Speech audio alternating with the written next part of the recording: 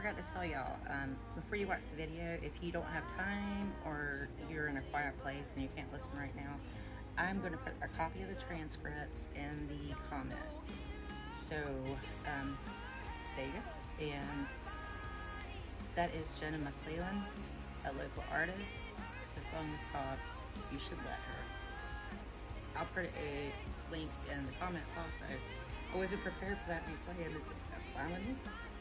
Go girl, go Jenna. Hey,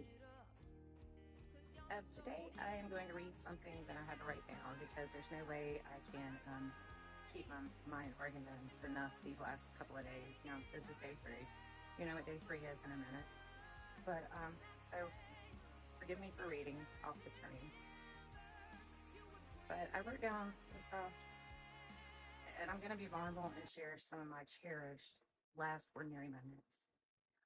On June 13th, 2020 at midnight, I heard my beautiful daughter Katherine's voice for the very last time.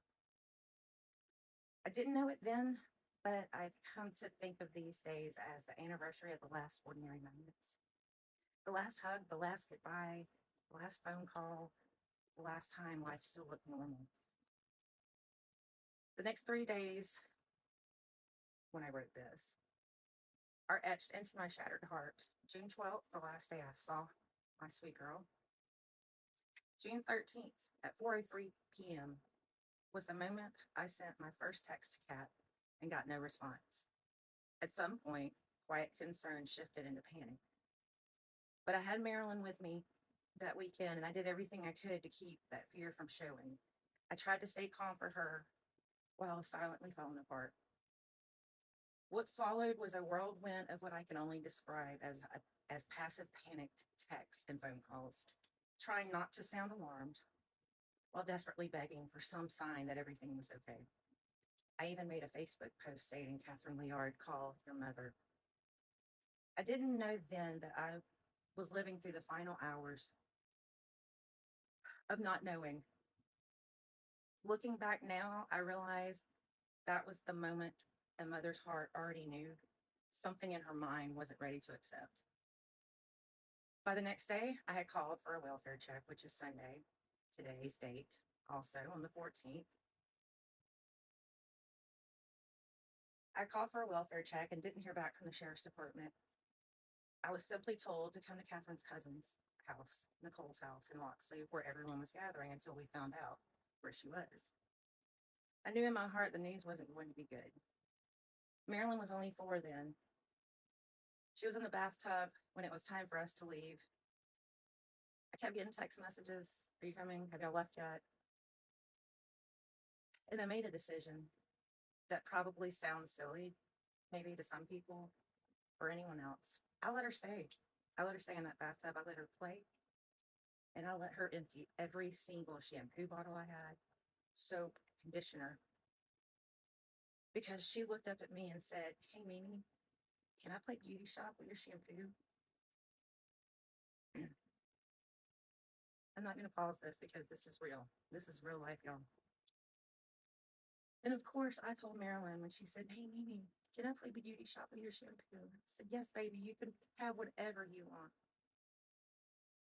I didn't know exactly what had happened yet, but something deep inside, somewhere, I think I knew.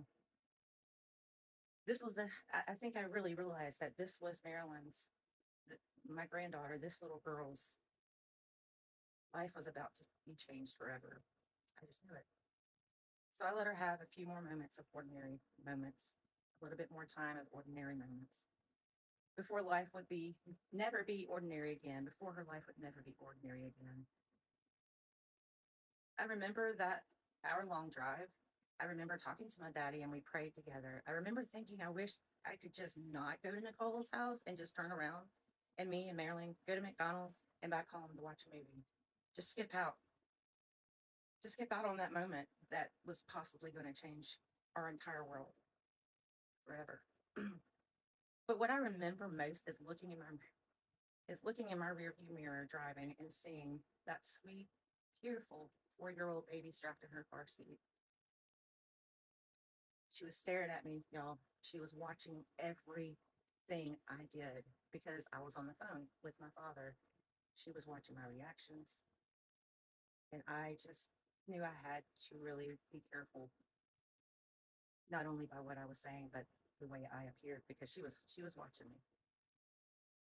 Today, though, I don't want to just remember how we lost her, how we lost Katherine.